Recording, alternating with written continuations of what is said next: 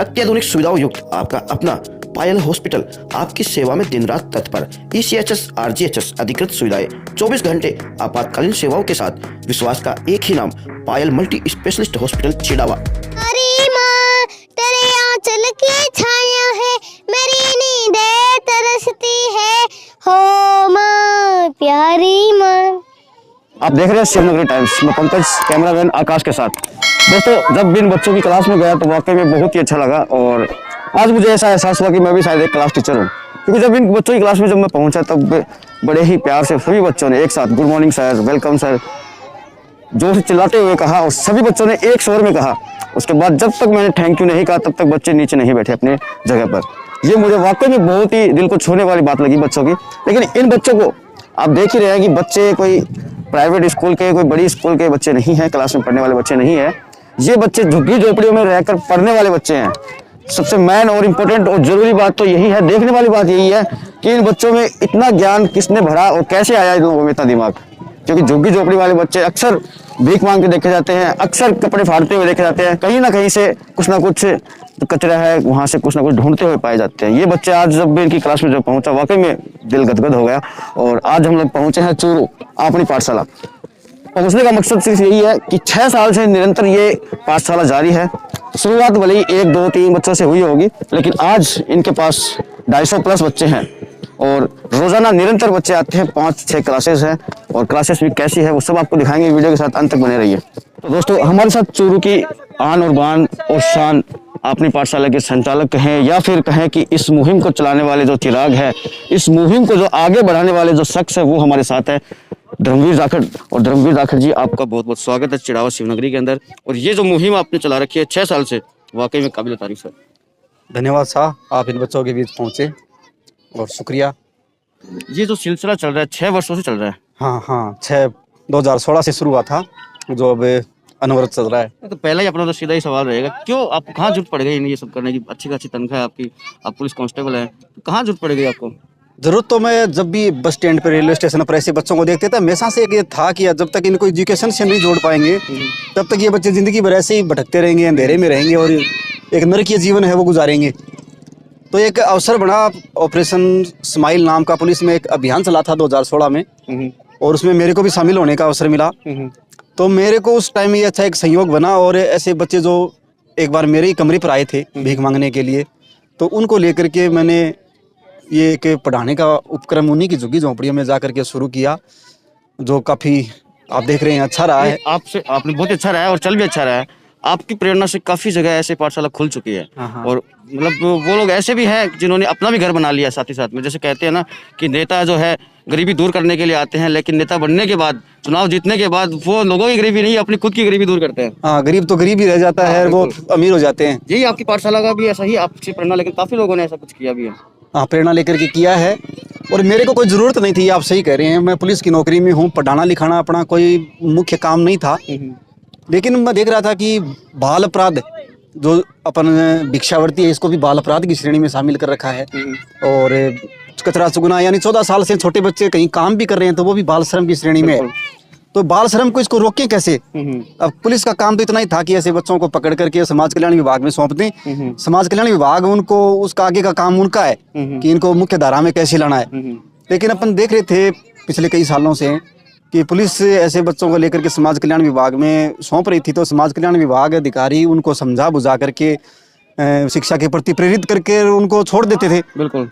और ऐसा ही अमूमन होता है, फिर दोबारा वो वही काम करने लग जाते थे। फिर वो 2-4 दिन तो नहीं करते थे डर के मारे, लेकिन 2-4-5 दिन बाद में फिर वही काम फिर से शुरू कर देते थे, क्योंकि उनकी घर की कुछ तो वो जरूरत हो गई भाई। वो रोज बच्चे 150 रुपए नकदी लेकर के घर पहुंचता है, तो अच्छा लगता है घर वालों को भी, उनको तो अच्छा ऐसे भी लगता कि बहुत से इनके बच्चों के जो मम्मी पापा हैं वो शराबी प्रवृत्ति के हैं, तो उनको एक तो शराब पीने बैठे बैठे में शराब पीने के लिए पैसा मिल जाता है और उससे कुछ पैसों से वो आटा तेल अपना वो ले आते हैं। इनको कोई महल तो बारी बनाने वाले तो कोई मतलब ही नहीं है, वो ना इनकी सोच है। हाँ, तो बस आटा तेल मिल जाए, दारू मिल जाए पीने के लिए, इतना ही इनका वो मोटिव रहता है। इस कारण से न तो वो बच्चों को शिक्षा की तरफ भेजते, क्योंकि शिक्षा की तरफ भेजना उनको नॉलेज भी नहीं है, ज्ञान भी नहीं है कि पढ़ाई से आखिर क्या सुधार हो सकता है, तो उनको तो वो नकदी दिखती है। और बच्चे हैं तो ये भी पढ़ाई से नहीं जुड़ना चाहते, क्योंकि ये भी इनको भी रोज जब सोपचा से मिलते हैं तो ये भी अपने कोई टॉफ़ी खा ली, कोई नमकीन खा ली, तो ऐसे अपनी जो कुल्फी खा ली, ऐसे ही अपने शौकिया पूरे करते रहते हैं। और कोई नशा पता कोई मिल गया तो वो इन्होंने ले लिया, तो इनको नॉलेज और नहीं होता, तो ये तो वो उस काम में जाने ही थे। तो इनको जब ऐसे लगा कि भाई यार ये इनको पुलिस है, ये इनमें भूमिका अच्छी निभा सकती है, क्योंकि इन्हें घर वालों को भी एक पुलिस वाले का कहना है वो औरों की बजाय कुछ ज़्यादा मान लें, चाहे डर की वजह से मानने हो या भाई अपन ज़्यादातर डर की वजह से ही मान सकते हैं, क्योंकि वो शराबी प्रवृत्ति के होते हैं तो वो और कमज़ोर होते ही हैं तो वो डर जाते हैं। तो मैंने इससे थोड़ा वर्दी का भी उसमें इस बच्चों की शिक्षा में फ़ायदा उठाया। और अच्छा भी है ये। हाँ, इससे इनका हित है, बिल्कुल हित है इनका। उनको शायद लगता न होगा, लेकिन आने वाले समय में आ जाएगा। हाँ, आने वाले समय में उनको एक ये है कि जैसे आपकी प्रेरणा से काफी ऐसी पाठशालाएं खुली है।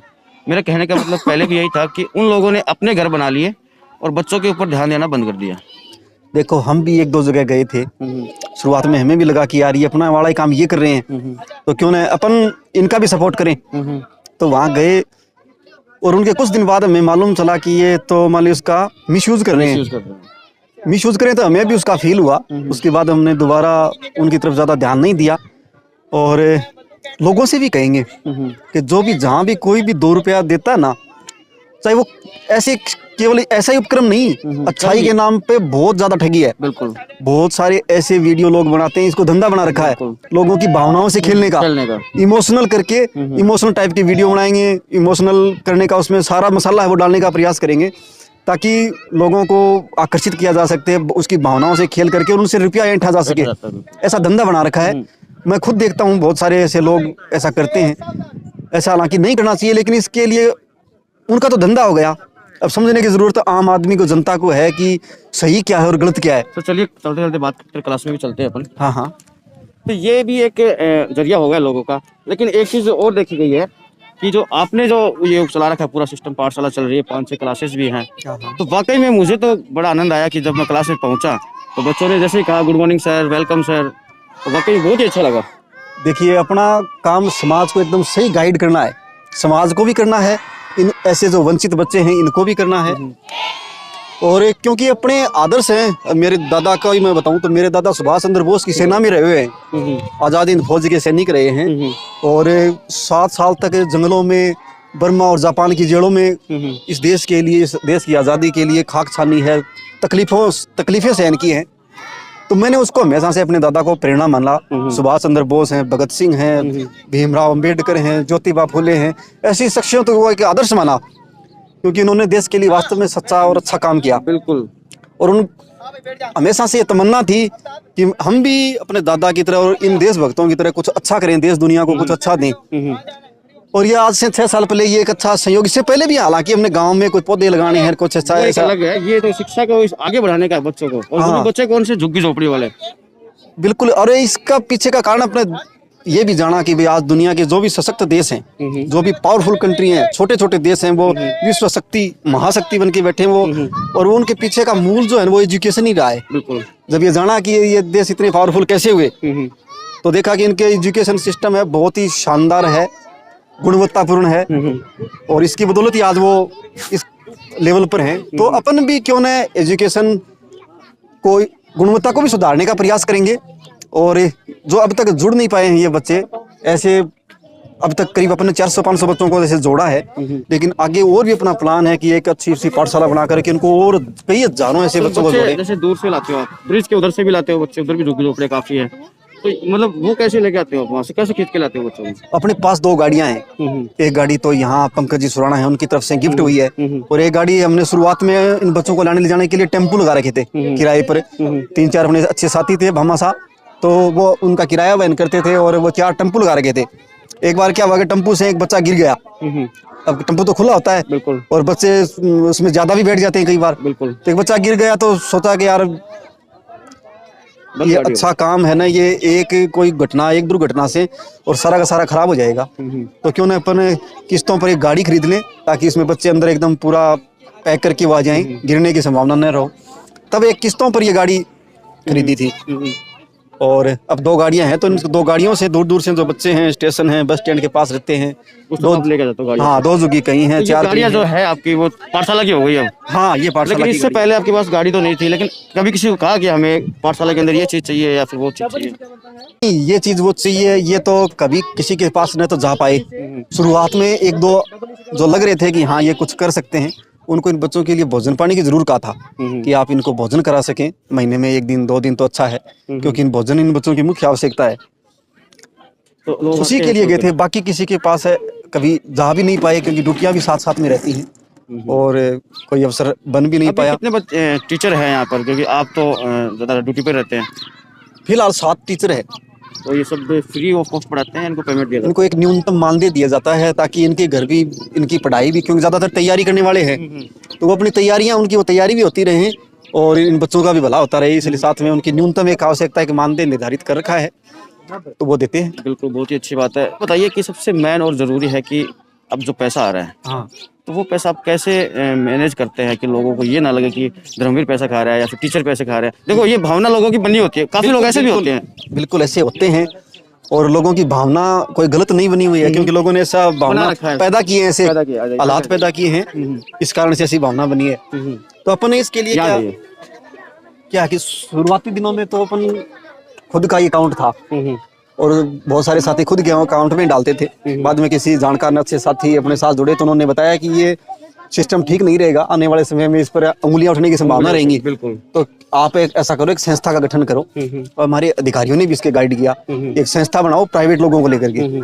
तो फिर एक प्राइवेट साथी जो अपने साथ जुड़े हुए थे उन्हीं को लेकर एक संस्था का गठन किया, मुस्कान संस्था उसका नाम रखा, क्योंकि वो ऑपरेशन स्माइल अभियान चला था, स्माइल का ही हिंदी में मुस्कान कर दिया।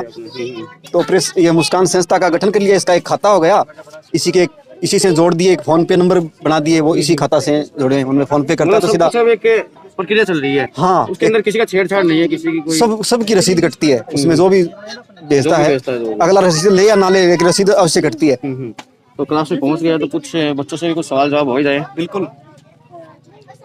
बेटा खड़े हो ना। आपके चोरू के एसपी कौन है? पता नहीं। नहीं पता है? अभी बदले खड़े बेटा खड़े रहो, क्या होगा, नहीं पता तो कोई बात नहीं।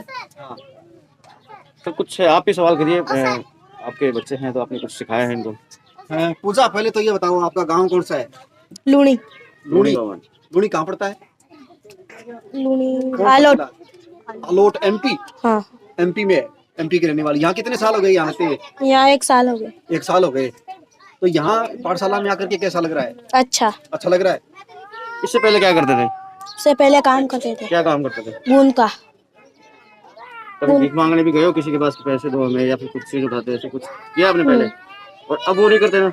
अब नहीं करते, अब पाठशाला आने लगे। अब पाठशाला में क्या मिलता है? पाठशाला पढ़ाई भी करने अच्छी है और रोटी सब्जी सब अच्छी सब मिल मिलती जाता है। है। ड्रेस, जूते, बैग, सब कुछ मिल जाता है। सब कुछ। तो पढ़ाई करोगे ना, कहीं और तो नहीं जाने का ना अभी? यस सर, पढ़ाई करेंगे। आने जाने के लिए गाड़ी भी है?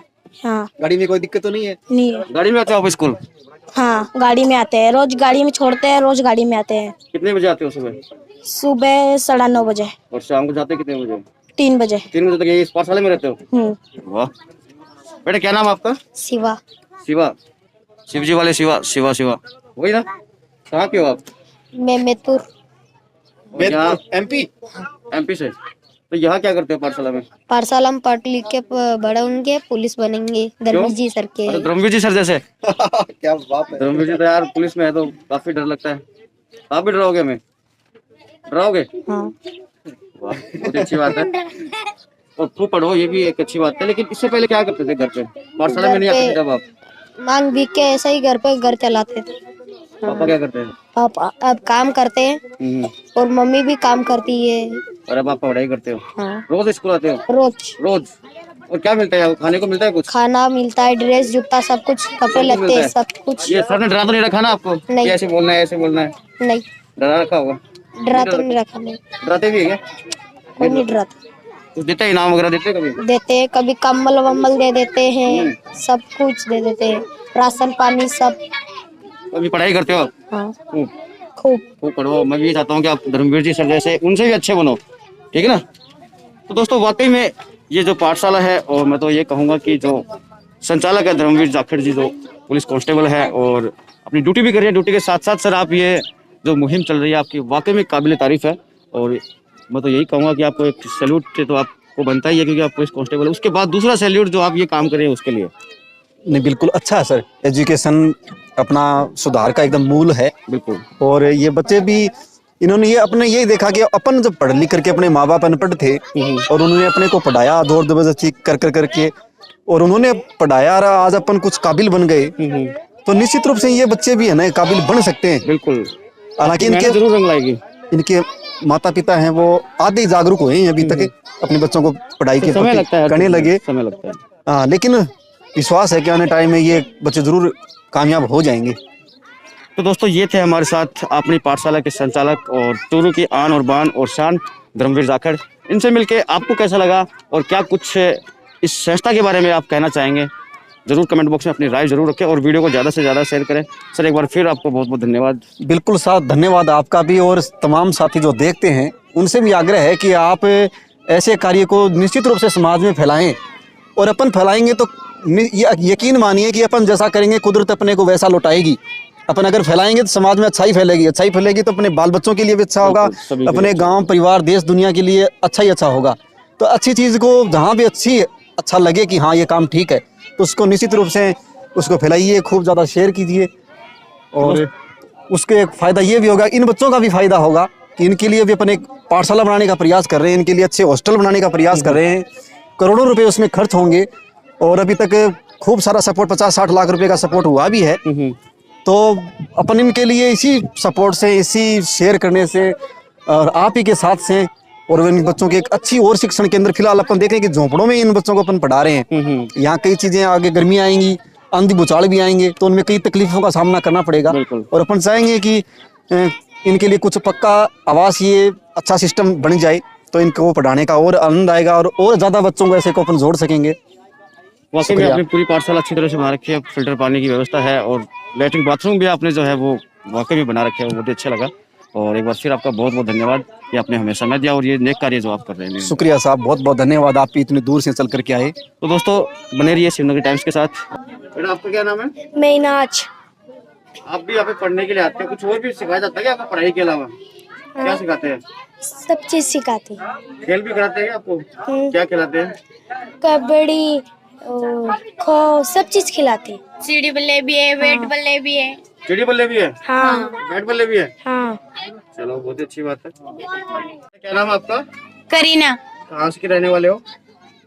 चूरू के। चूरू के रहने वाले हो और यहाँ पर पढ़ने के लिए आते हो पाठशाला में? पढ़ाया जाता है यहाँ पे? बहुत अच्छा पढ़ाया जाता है। बहुत अच्छा पढ़ाया जाता है। कौन पढ़ाते हैं बच्चा? हमारे सर पढ़ाते हैं। सर पढ़ाते हैं।